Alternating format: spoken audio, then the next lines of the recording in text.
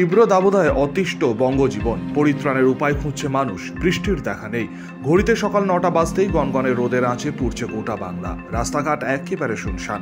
তবুও পেশার তাগিদে অথবা সাংসারিক জীবনযাত্রা অতিবাহিত করার জন্য বহু মানুষকেই বের হতে হচ্ছে রাস্তায়।